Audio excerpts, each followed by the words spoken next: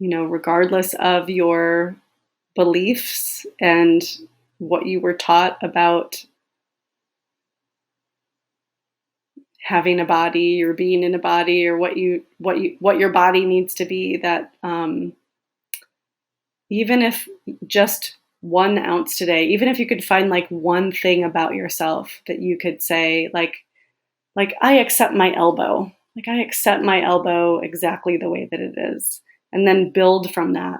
Like it might feel too much to say I embrace all of me, because sometimes it's like, oh, I love myself, but I did this thing in the past that I can't really forget, right? Like, could I just extend 1 little ounce of acceptance for some part of me? And then the next day, could I just impart 1 more ounce of acceptance for some part of me? Like some part of you that has maybe in the past been harder to accept because someone once told you, or someone once criticized that part of you, or it doesn't match up with what you see in the media. So like, it's almost like giving yourself grace, right? Like I give grace, and by giving grace, then I can accept and embrace that part. Hello and welcome to the I Love Me Lab show. My name is Gail Buck, and I'm an NLP Master Life Coach, meditation instructor, and a seeker of happiness. And each week, we're going to bring you an inspiring person or message to help you discover additional ways of self-care, self-love, and becoming a healthier, happier you.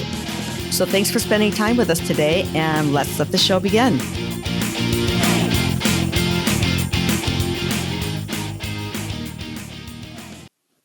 Hey, everybody, and welcome. I mean, how many of you look in the mirror on a daily basis, and it doesn't matter if you're looking fantastic or you're not, it's not one of your best days, you just don't like what you look like. We don't accept what we look like, and it makes us feel a certain way. And so today I'm super excited to have Richele Henry with me, and she is actually trauma-informed transformational coach that supports people with the root of emotional eating and body image. And she is a coach and creator of the Body Love Revolution. So welcome, Richele. Thank you for being here today. Thank you so much for having me, Gail. I'm so excited to have this conversation with you. Yeah, and I'm just going to let you now. I do want you to know that actually Richele has been one of my coaches, and she's absolutely fabulous. And so we were speaking about, the body image and how important that is into self-love. And so I'm just going to kind of let you go and talk about your journey and what brought you to this place. Absolutely. Thank you so much. So I come from a lineage of women who are extremely self-critical. And I recall my grandmother, who at 92 weighed 92 pounds, always saying, I'm so fat, and grabbing, skin that was just hanging off of her body. And I watched this. I also watched her be extremely critical of other women in the family. And my sense is that in past generations, or perhaps it was her own imprinting, that said that in order to be lovable, you have to be thin. And in order to get a husband, you had to be thin, that there was no value placed on your intelligence. There was no value placed on your education or anything else. It was all about, does your body fit this mold? And if it doesn't, it's not acceptable. And most of the women in my family don't fit that mold. So being the youngest of, I don't even know, many, many grandchildren, I think I watched a lot of this happening to my sister and my older cousins, and it didn't get put upon me until I was in college. And I remember I went away, and, gained the freshman 15 and came back, and I was a dance major, and my grandma said, it's a shame with all that dancing you're doing, you couldn't keep that weight off. Yeah. And that was like a dagger in my gut. It was so hard to be on the receiving end of her criticism. However, as a young dancer, there were also phrases like, tuck your butt under and suck your stomach in that were given to us young ladies. And the room is surrounded by mirrors and you're looking at your form and you're, what is it like when I suck my stomach in? And right, all these messages about how the body has to be in order to be pleasing. And I'm on a lifelong journey of deconditioning from all of that. And I notice even now at 43, and I've had 2 babies, I've got a wrinkly tummy, I've got, abdominal separation and all this stuff.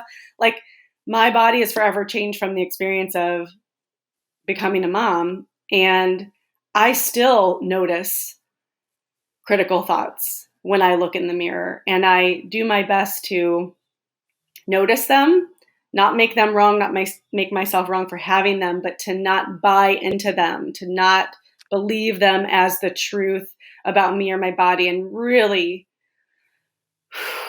hold that place in me that believed a long time ago that my body isn't good enough, and shift that to I'm exactly where I am, and I'm acceptable, and I love myself, and my body is the way that it is, and it's perfect the way that it is.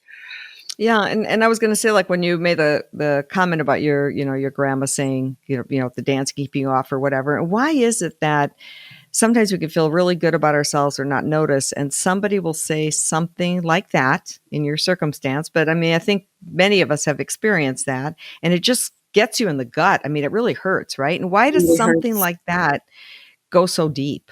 I mean, why do we not just reflect it?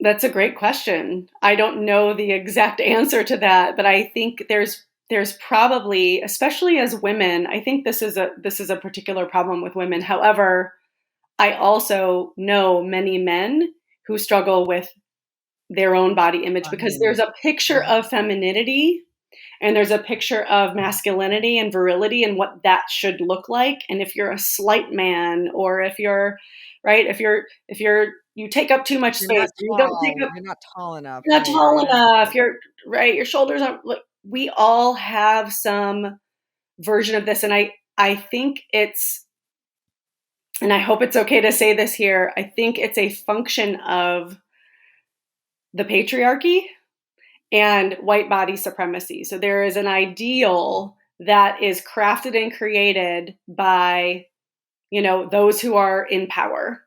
And those who are Mhm. in power say, this is what is acceptable, pleasing, and anything else is going to be othered. So my perception is that men are, and this goes for non-binary people, this goes for transgender people, this goes for people with disabilities, this goes for Mhm. people who have black and brown skin, right? What is pleasing to the patriarchy is exalted, and anything else is othered. And so part of sort of my mission for the Body Love Revolution, one person at a time, is to help us decondition and dismantle the internalized patriarchy and white body supremacy that lives within us, that says there's some part of me that isn't acceptable, and I'm going to other that part of me.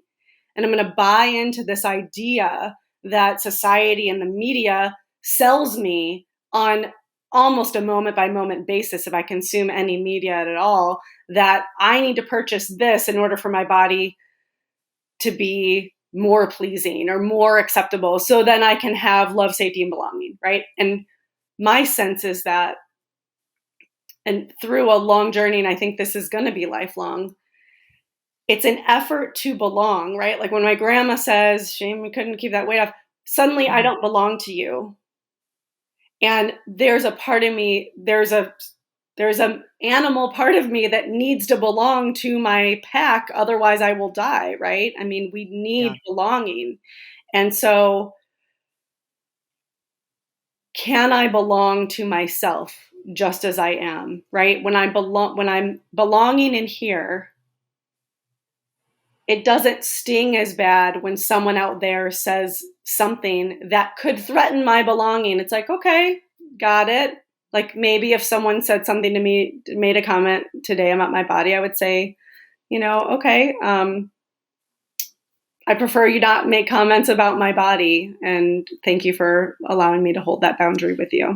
And right now when you were speaking, it's interesting because I want to stick to the body image. Yeah, But that actually expands to other things a lot in families or in your group. If you're making enough money, if your career is interesting enough, if you work in a traditional career or you're an entrepreneur, are you married or single? I mean, all these things that can come up in our family, and family can be extended to your group of friends and whatever it is that you call family. But do you feel out or do you feel in? Do you feel that you're meeting the criteria of being part of this group, or you don't? And so then you don't feel like you belong anymore. Like my body doesn't, I'm not tall enough, or I'm not young enough, or I'm not thin enough, right? Or I'm not rich enough or interesting. I'm not traveling enough, things like that. It's interesting because it expands over all different parts of our lives. But I think that the body image is so key because it can just kind of hold you in this pattern of not reaching for a number of things that you would reach for if you could get rid of, not lose the 10 pounds, but acceptance. Is that what you're talking about? Acceptance of, absolutely. yeah. Yeah. Um, there's a really great book called Burnout, and it was written by Emily and Amelia Nagoski. They're twins. Highly recommend that book for anyone who wants to read it. But there's a whole section about the bikini industrial complex and how we're all, again, marketed to buy into this idea that, like, if I don't have a bikini body, if I don't have six-pack abs, if I don't have, right, then like my body isn't worthy. There's only certain clothes I can wear, for example. Right. Right. And that's to every person's comfort level. But one of the things that blew my mind, because I was a health coach. I was trained as a health coach in the beginning, and I worked with a lot of women who, like me, had sugar addiction issues and emotional eating. And what I tried to impart to my clients was that food is morally neutral. There's no good food, there's no bad food. There are certain foods that can trigger us to crave more, and sugar is one of those. And sugar can certainly be addicting, and part of the journey is noticing what is the part of me that I'm trying to numb out or tamp down or stuff down that sugar is like the solution for. And can I have the courage and feel safe enough to work through the emotional aspect of what drives that behavior? So eating sugar isn't wrong, but if I'm avoiding something that feels really painful and I'm using sugar to comfort myself and soothe myself so that I don't have to really look at that or feel that, we have to be honest about that. So coming back to my point, I went to this amazing symposium with all of this body positivity symposium in New York City in 2012. There was a woman there who was presenting her research findings. She was a data analyst for, it was either the World Health Organization or maybe the FDA. And there was a study done on women of a certain age, like 35 to 55 or something like that. And they were looking at BMI and health outcomes for the different categories: underweight, average, overweight, obese, right? And her findings were that the health outcomes for the underweight women were actually much worse than the women in the overweight and even the early part of the obese category. And she identifies as an overweight woman. And what happened was so striking to me. The people who she worked with, who she had to present her data to, absolutely threw her research out. They berated her. They said, you skewed the data because you're fat. I mean, it was absolutely horrid.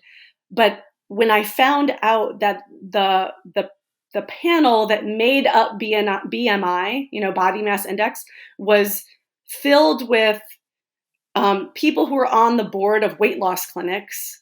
Oh gosh. That just illuminated so much for me. It's like, this is not a measure, like your weight is not a measure of health. And I really, truly believe in health at every size, 1000%.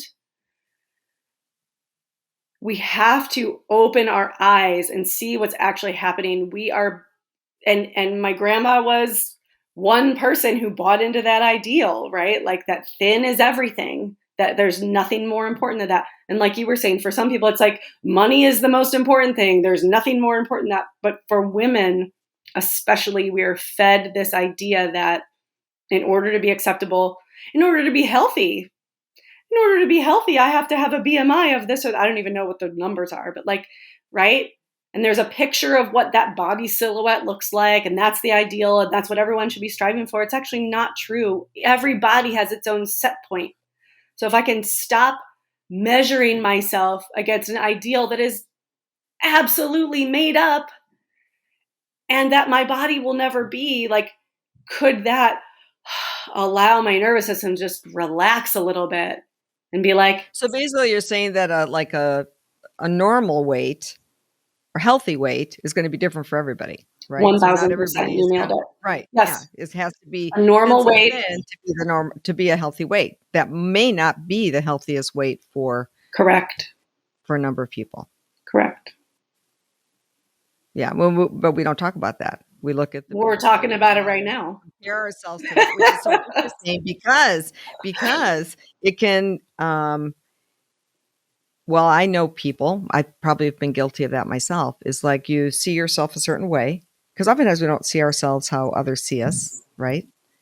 And we see ourselves a certain way. And so maybe you even get involved in a relationship because, I don't know, you don't feel worthy for Hmm. something better. You accept somebody that accepts you, or you think they accept you, right?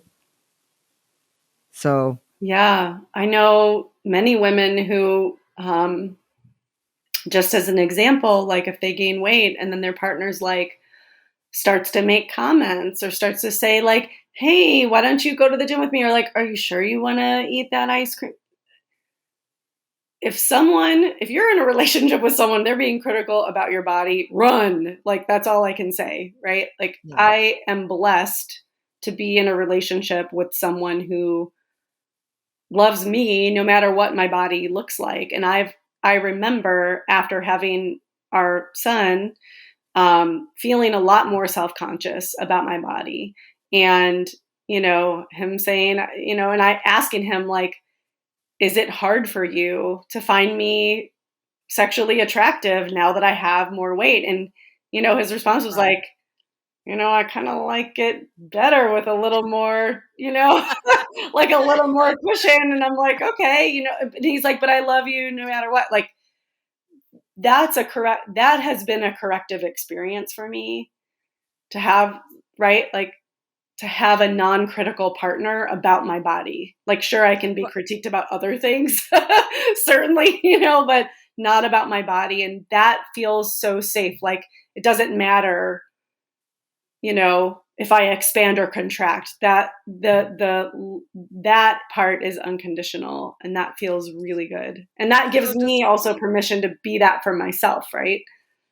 Yeah. So does being in acceptance of who you are and loving yourself, because it really comes down to self-love, right? Yes. And really loving yourself no matter, what you look like. It seems to me that that would allow you then to actually, because you're loving yourself, and when you love yourself, you take better care of yourself. Yeah. So finding that healthy balance, whatever that is for you, that healthy weight and the healthy, because you're coming from a place of, I want to keep myself healthy, not I have to look a certain way. Does that Right. read true? Or Yeah, and it's a little bit tricky because we're fed, by the media, and also, like, even me as a health coach, I look back and I go, did I perpetuate harm to people by saying that, we should take a break from sugar? Like, I don't know. I'm hoping, like, this is what I do now. I don't limit foods. In the past, I would like lead cleanses, and we would take breaks with, refined sugar and flour and dairy and things like that. And because I had so many years of practicing that, now what I do is I listen to my body and I go, oh, starting to have a little tickle in the back of my throat. I'm going to take a break from sugar because my body is telling, like, this is what happens when I'm eating too much sugar or when I'm eating too much dairy, I get congested. I'm like, oh, my breathing isn't as clear. It's time to like set a loving boundary with dairy and see if this clears up my breathing. So and this is what I'm hoping to impart and support my clients with too, is to live in loving partnership with the body instead of the body being this beast that you need to tame, and you need to control and Wow. ration its sustenance and all of this, right? To be able to create it into this fine specimen that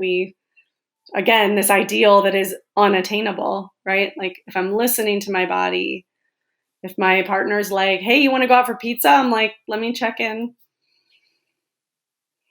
Actually, I don't think my body can alchemize that right now. Like I'm feeling a little bit vulnerable, or my tummy's feeling a little bit like, I don't think I can have that. Or yeah, my body's feeling like it's able to receive that and alchemize it. So yeah, So let's you're go. actually develop, I suppose we all have a relationship with our body, but you Yeah. actually have a relationship with your Yeah. body where you're Yeah. communicating and you're tuned in and you're treating what I'm hearing is your body as your partner and caring for your body 100%. instead of just, I'm going to grab that other cookie or I'm going to grab that other cocktail or whatever the thing is. It's like, wow, I had never really thought about it that way. That's pretty interesting.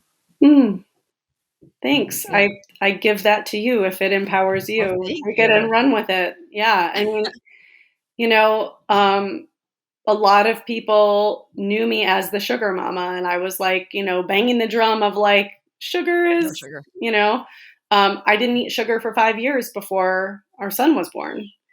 And, um, we had a traumatic birth experience with him. And after his birth, the only thing that I wanted was vanilla Haagen-Dazs. I have no idea why that, Oh, but I crazy. ate Oh. vanilla Haagen-Dazs probably 5 out of every 7 days of the week for a long time. And my body was just like, I need that. I need that right now. I need that right now. And it was a way for me Oh. to cope. It was like a warm blankie, except it was cold and creamy, right? But I didn't make myself Delicious. wrong for having it. Yeah. It was just like my body said, this is what I need.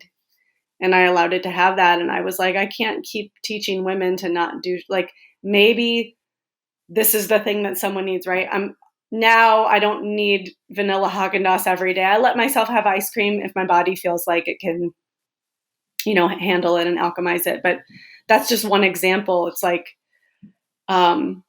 we have good reasons for the things that we do and for the patterns that we have. And if emotional eating is one of those, it's a solution to something for us. It's not bad or wrong. So part of what I really try to So, teach my clients is to let go of the shame and the guilt that we have about that behavior, because the behavior is very informative. yeah. So, because part of your practice is working with individuals when you're coaching to find the root of the emotional eating. Yeah. Is that uncovering the root so that you're able to, kind of dispel it or work with it, or how does Yeah. that work? Work with it. Certainly, we're not trying to. So much of coaching is about behavior change. We're not necessarily trying to change the behavior, but people tire of the behavior. I'm so sick of seeing myself doing this, or I keep self-sabotaging. Why do I do? People really want to have an understanding of why. So if we get to the root, and I know that you're trained in NLP too, so a lot of what we do is re-imprinting. So we go back to the moment, back in childhood where one specific event happened that like in the present moment reminds them of that. Like, oh, when I'm feeling anxious or when I'm feeling disappointed or when I'm feeling bored, then we'll go back to that original imprint and re-imprint and give that younger version all of these resources, grow them back up in the present moment, right? And through that process, something shifts in their being, right? And the next time they go to do that behavior, they might still do the behavior, but they have an understanding of where it comes from. There's like greater self-compassion Mm. seeded into, and then it's like, I can watch myself do this with so much love and compassion and understand that it's the little one in me that's driving this behavior. And can the adult version of me hold space for the younger version of me to work through whatever that needs to be worked through? And can I also hold that younger part of me and go, it's okay to feel this way. It's okay to feel embarrassed. It's okay to feel, unworthy. It's okay. You're like, I hear you. Right. It's part of it is like reparenting ourselves. Not that our parents are the ones that, gave us the negative imprint in the beginning, but like, what's the thing that little one really needed to know, feel, or understand, or hear in that moment that it didn't get? Let's give them that now, and then see how that shifts. Can you be with yourself in such a tender way that you don't do the behavior blindly with no awareness of why you do it, and then shame yourself every time, we go down the shame spiral? Then it's like, no, I ate that whole pint of Ben & Jerry's. Now I have to like restrict my calories for the next 2 days to be able to burn off that, whatever, right? Like we don't do, it's like, oh yeah, you want ice cream. You want something creamy and like I said, like a warm blankie. Okay, let's do that. Now let's talk about what's happening there. So it really, it's a relationship with body, but it's also a relationship with those younger parts of us that oftentimes drive behaviors that take us out of discomfort in the moment. Now, I read that you also, so I know that you use NLP as part of your practice combined with other learnings that you have. Somatic healing. What is somatic healing? Yeah, so it's called Somatic Experiencing. Yeah, and it's a body-based approach to trauma healing. It is such a gentle practice. It was created by someone named Peter Levine, and I think in the early days it was used for people who are known to have PTSD, such as people who are returning from combat or sexual assault survivors. But as more and more research is being done on nervous system regulation, and also complex PTSD, like that's like chronic PTSD. It's not one event. It's like not enough for too long or too much too fast. Almost everyone who's born has some traumatic imprint in their body. And SE is a way for us to hold and be with the traumatic imprints that we have in our body in this like really, really, really gentle way, in a way that supports the nervous system. So like a lot of practices like, holotropic breath work or things like that. I love that stuff, but a lot of that can be a lot about catharsis, and we can get addicted to the high we get from the release. And then we just keep going for the high. SE is not that. SE is like a steady heartbeat in comparison. And I've been a client of SE for a while, working through some of my birth trauma with my son, and now I'm getting trained in it and using it with my clients. And it's such a beautiful body-based practice. It's like, what's going on in my body when I think about this memory, or what's happening now, what's happening in my body. And it's, again, being with and holding the parts of ourselves that are often shamed, disowned, that feel broken, that were, felt unworthy from something that happened a long time ago, that's showing up here in the moment. So NLP and SE go together really beautifully. And I'm loving playing and exploring in that space with my clients. It's so fun. Like, I know it's weird to say, because like we're doing really deep work and I'm like, this is fun, but it is. It's like to see someone's body come in with their shoulders like up to their ears, and then in the middle of the practice, their shoulders release and they do a big exhale, and it's like, that is so delicious to me. Like, to watch someone's physiology change from hypervigilance to like, I feel so safe that I can relax in this moment. And it's an ongoing practice, because we don't get that in the moment and then go back into our daily life with jobs and kids and stress, Is it right? like a breathing practice or like a meditation practice? It's not. It's not a breathing practice, not a meditation practice. It's a noticing practice. It's a noticing practice, like, what's happening in my body now? What am I noticing now? What changes are happening? What's my body wanting to communicate with me now? It's truly like somatic body experiencing, like noticing what's my experience right now in the moment. And it's a slower pace. So for people who are like, come on, I just want that like cathartic transformation, like just hit me, like fix me, right? It's like, Yeah. that's not this. It's a slow burn. Yeah. But I just So what is noticed. that like? For example, when they're like you're experiencing stress, Yeah. and you can either really feel it in your gut, or you can Yeah. feel it in your heart area, or your throat feels closed up. I mean, what is all of that that's going on? That thoughts can create those intense body feelings that I believe can evolve into illness, but that's kind of like a whole other thing, right? Oh So what yeah, would cause we could totally go there. Uh-huh. Yeah. Yeah. So what's happening there is the body is communicating. My throat's tight. Okay. In the practice, I might say, okay, if you feel to, put a hand there and just notice what the sensation is like to have a warm hand, or if their hand is clammy or whatever, like your cold hand, your warm hand, making contact with that throat that feels tight. Yeah, so just practicing that now. So just noticing. So Gail, what are you noticing as your hand is making contact with your throat? What are the sensations that you notice? Well, I like the touch. I like the touch of my skin on my skin. I Yeah, like that. so pleasant or unpleasant? Pleasant. It's a Pleasant. connection. Yeah. Yeah. Yeah, and just take a moment to notice what else is happening in the body as you notice that pleasant touch. Yeah, it almost feels like it travels down my body. Oh. Like it doesn't stay right here. It's like I have this warmth that travels down my body. Yeah, warmth that travels down your body. So just Mm-hmm. like do that movement a couple times, that warmth from here that travels down your body. Mm-hmm. Yeah, so just be with that warmth as it travels down your body.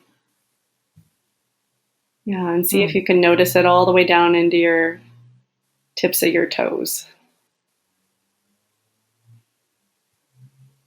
Yeah. Yeah. Mm-hmm. And just curious what's happening from here up.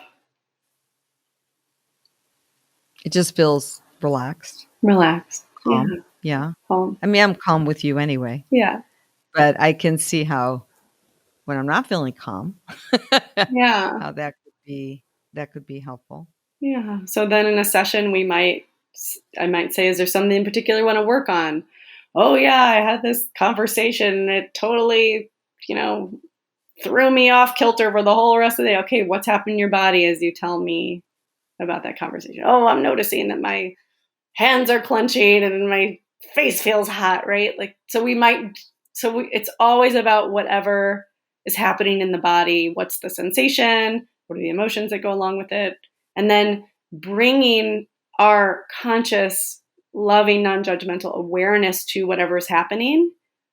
A lot of times, 9 out of 10 times, it shifts, it relaxes, it morphs into something different, it moves, right? So, what you were saying about how absolutely stress, it Mm-hmm. creates inflammation in the body. Inflammation is the source of all dis-ease, and dis-ease manifests in the body uniquely depending on our genetic makeup and whatever is going on in our environment, like if there's toxins or other things, right? So this practice goes like rewind all the way back to the beginning of stress.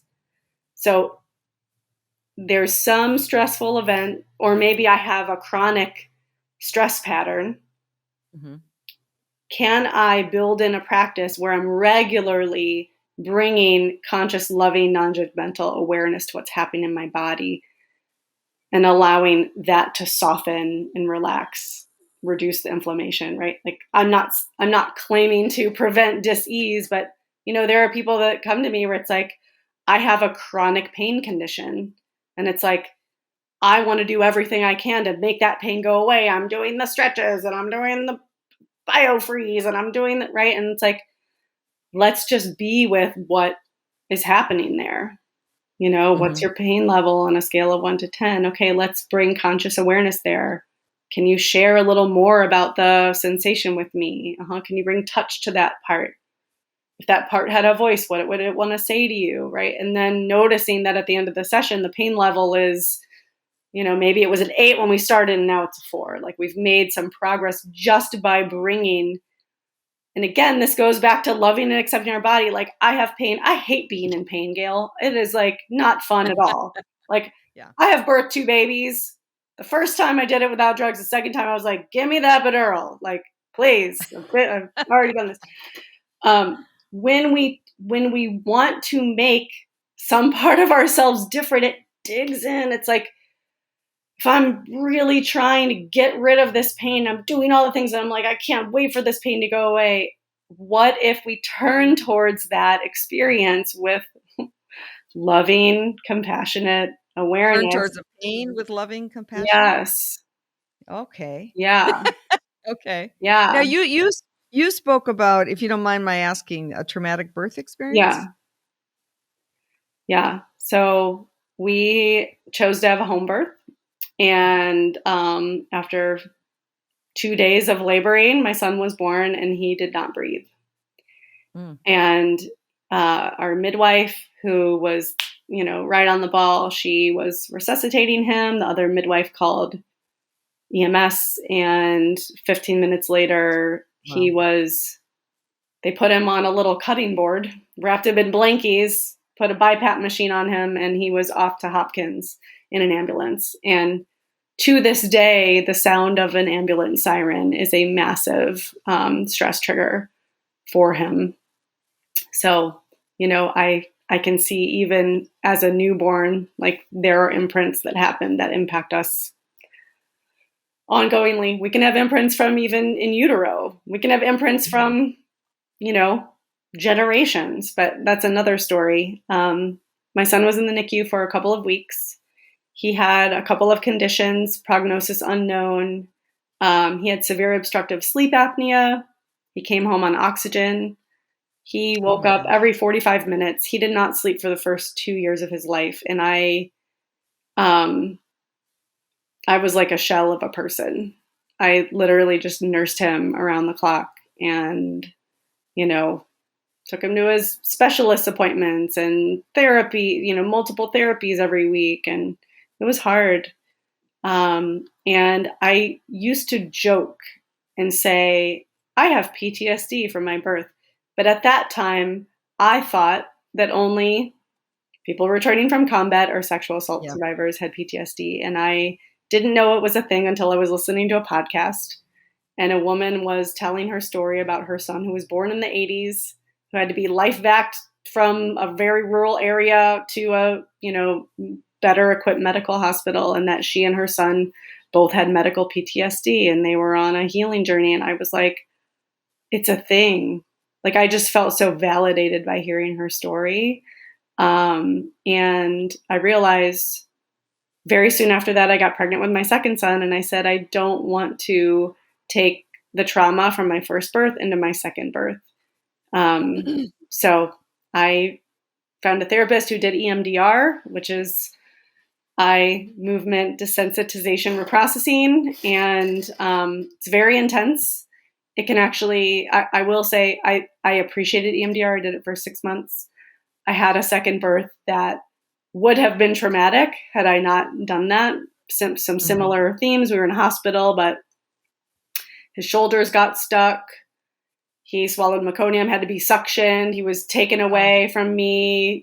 There was a threat he was going to go to the NICU. His blood sugar wouldn't regulate. They took him away from me every time I wasn't nursed. I mean, it was like not the, golden hour of my baby just like laying on my chest after birth and us getting to relax. It wasn't that I had hoped for in my second birth, but I was not re-traumatized by my second birth because I had done the work around my first birth.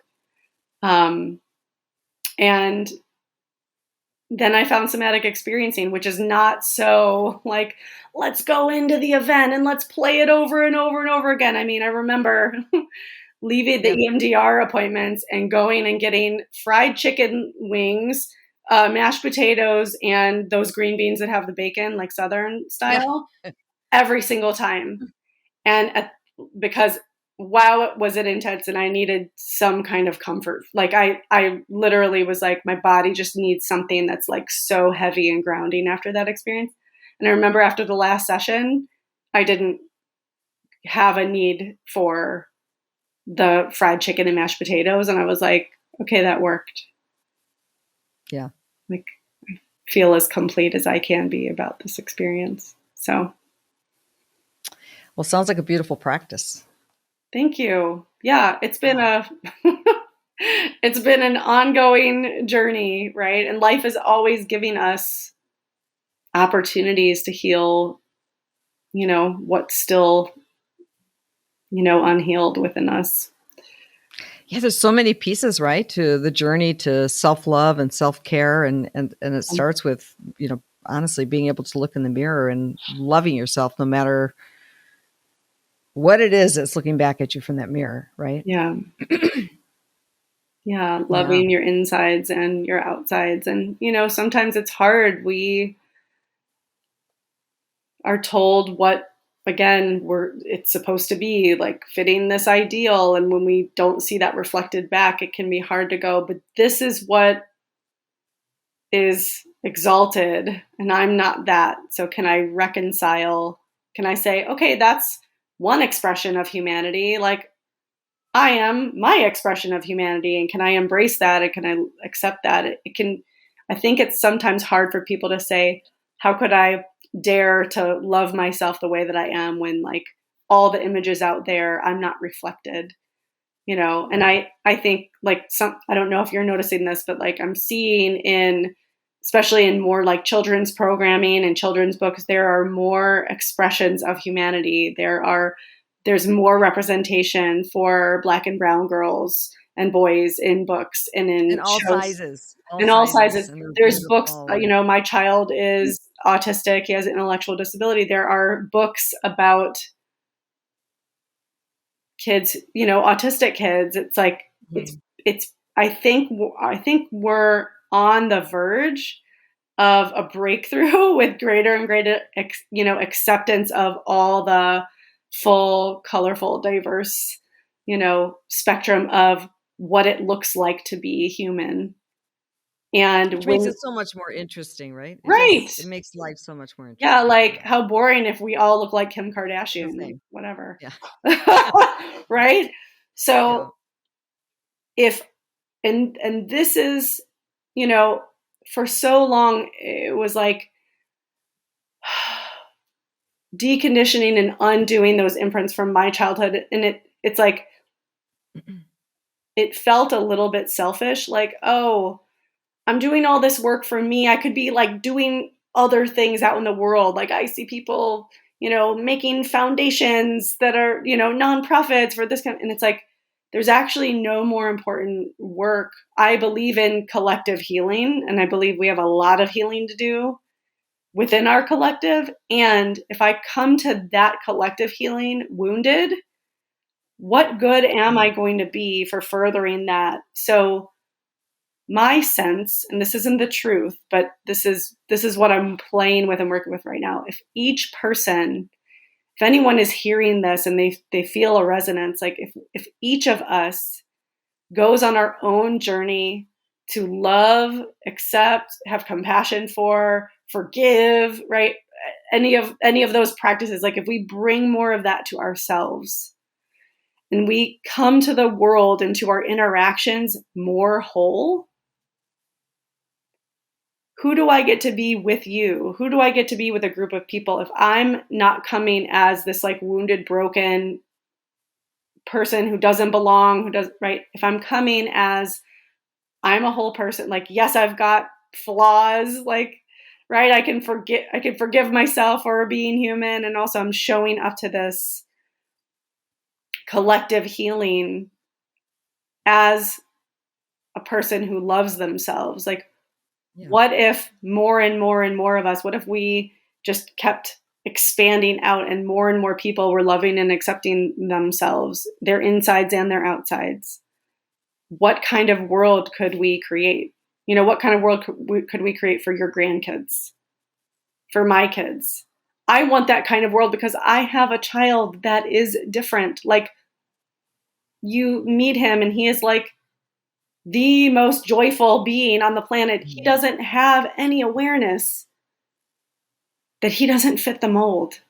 And he is the happiest person I've ever met. Like, he's like the joy boy, right? So if we were able to actually love ourselves and accept ourselves like we are, what a game changer. Because he does. He does. Because he doesn't have all this stuff that we have, all the shoulds that we don't seem to meet, right? That we do to ourselves. Yeah. What kind of world could we create if more and more people actually really loved themselves, accepted themselves? If I can accept the othered parts of me, then maybe I can accept someone else who feels othered. And then we make a connection. And then there's belonging. But I'm belonging in here first before I go out there and try to say, do you love me now? How about now? Like, am I acceptable now? What do you think? Like, we don't go outside of ourselves for that anymore. Well, I think We when go you in truly love here. yourself, you don't worry about that because you love yourself. So it's Yeah. like I don't think about if you love me or you don't love me. I mean, I suppose if you don't, that's your I was going to say loss, but not really. You're lost. I love me, that's what I work for. That's what I believe. Yeah. That when you truly love yourself, then you're able to let go of the other stuff because you don't worry about the shoulds. I hate the word should, or how it should be, or how I should be. No, Yeah. this One is of who I my am. mentors would always say, don't should on yourself, which I think is really Yes. funny. So, a final question. So Okay. this is the I Love Me Lab. Yeah. And so if you were going to, impart a bit of wisdom to the listeners, what would that one thing be? Let me sit with this for a moment.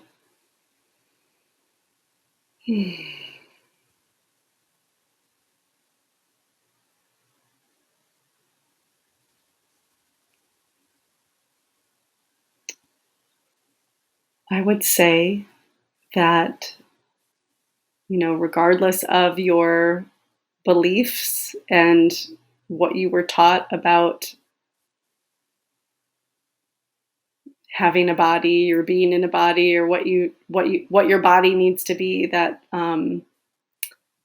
even if just 1 ounce today, even if you could find like one thing about yourself that you could say, like I accept my elbow, like I accept my elbow exactly the way that it is, and then build from that.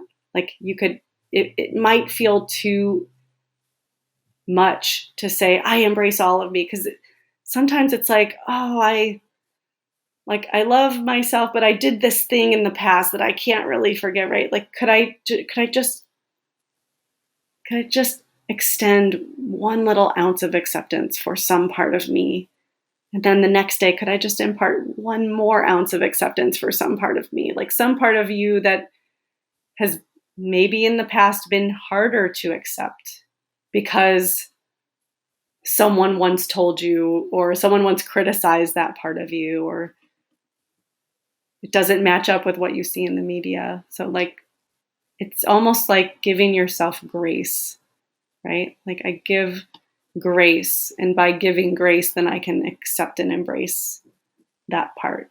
And I am a huge proponent of like hands on the body. So if it's like, I hate my toes, okay, let me put my hands on my feet and go, I accept and embrace this part of that. I need my toes for walking, and I accept and embrace this part of me. Or I accept and embrace this tightness in my throat. So it's a practice. It's not like because you listen to this conversation today, suddenly, okay, I accept myself, like, done, check that off of my checklist, right? It's an ongoing practice. But I love that. I just wanted to share right now, you're reminding me. So for a long time, I struggled because my hands just always looked much older than the rest of me, always. Maybe it's because when I was younger and, cleaning or working on the farm, I never used gloves, whatever the case might be. And it was one day looking at my hands, and which, are, older looking hands. I mean, they have the spots and the lines and the looser skin, that I fell in love with my hands. And I thought Mm. about, oh my God, these hands, they've worked for me. They've hugged, they've loved, they've, all these things that these absolutely beautiful, weathered hands have done because of the beautiful life that they've lived through the hard things and the lovely things. And I think that's kind of what you're saying, right? It's just kind of grabbing onto these pieces. And I love my, hands that have been around a long time. So, just all these pieces of us, and trying to look at ourselves in a different way, right? Our beautiful way, because we're all beautiful. I love that, Gail. And I love how it was like an epiphany moment, right? Like you went from one frame, which was like, oh, look at these hands, Old, and hide then you them. were like, oh my gosh, look at these hands, right? It's like Yeah. your lens completely Yeah. shifted. Yeah. Yeah. I'm still a work in progress. Like I look at my tummy in the mirror and I'm like, look at that wrinkly belly, and it's like, yeah, look at that wrinkly belly. Like my body expanded twice to, right? That's right. That's right. And all the things that it's gone through. And I think what you just said was really key, is that all of this is always a work in progress, right? I think Yes. that when we think, I've arrived, I'm done, it's like you might just be starting, right? If that's what you're thinking, you might just be at the starting line, because I think it's a work, if we're lucky, it's a work in progress forever. That's the way I Yeah. believe. So, Yeah. I remember one of my mentors saying she was getting mentored by someone, and what showed up was like this thing that happened with her mom when she was 5, and she told her person, she goes, but I've already done that work. And they were like, clearly it's what's coming up, like we can't anticipate, right? We can be the work in progress, and we can feel like I'm in this like really good place, and then someone makes some comment and it trigger something. I triggers know. something. It's like, I've already done that work. Well, like clearly it's coming Yeah. up again now, right? To be healed. So let's go with it. And I want to add, because oftentimes a lot of this work comes back to our parents, because they're the people that were closest to Yeah. us. But guess what? We're doing it to our kids too. It doesn't matter how advanced you are in your work. I mean, there's some little things that we do or don't do or said or didn't say that causes their stuff that they're hopefully going to work through and forgive us too. Yeah. So, I yeah. saw it today. My 4-year-old wanted to make pancakes for breakfast. So we're making pancakes, and I put the flour in with the egg and the water and the oil, and it splashed all over us. And he looked at me, and I said, uh-oh. In the past, I used to blow up when there was a big mess to clean up. And I realized it was because my parents were extremely meticulous and they didn't like when I Mhm. made messes. And I felt shamed when I made a mess. And so I said to him, I said, you know what? I said, it's no big deal. It's just a mess. I'll wipe it. I'll clean it up. And I said, I used to get really upset when there were messes to clean up, but I realized it's because when I was a kid, I got in trouble for making messes, but it's okay. We'll just clean it up. And he was like, okay, I'll help you clean it up. Yeah. It was like I gave myself a corrective experience in that moment. I had Yeah. I had imparted to him that same, intensity that my parents had when I was young in the past. And so when the spill happened, he looked at me and was like, is this okay? Right. So Yeah. it's like, yeah, So we're catching our right. we're Yeah, like catching ourselves catching in that. ourselves, like catch yourself, like you notice a critical voice. It's like, whose voice does this remind me of? Because it's probably not your own voice. It's probably it's my Mhm. grandma's voice, or right, like someone Yeah. someone who said something one time. It's actually not you, Yeah. and there's a freedom in Well, that. there is. There is. I want to thank you so much for joining us today. I loved spending this time with you, as I do every time I connect with you. And if you have not subscribed to our channel yet, Please subscribe. I'm hoping Richele comes back and visits with us again sometime soon. Would you do that? I would love that. Thank you, Gail. This was such a wonderful conversation, and I hope it really serves your community. Hey, if you would like more information and to reach out to Richele Henry, you can reach her at thebodyloverevolution.com. On Instagram, thebodyloverevolution.com, and Facebook is Body Love with Richele. Thanks so much for listening to this conversation. If you enjoyed it and want more information on our guests and resources, please visit ilovemelab.com. And please, if you enjoyed this episode, remember to subscribe and share with a friend. Hey, there's more great episodes to come. So until next time.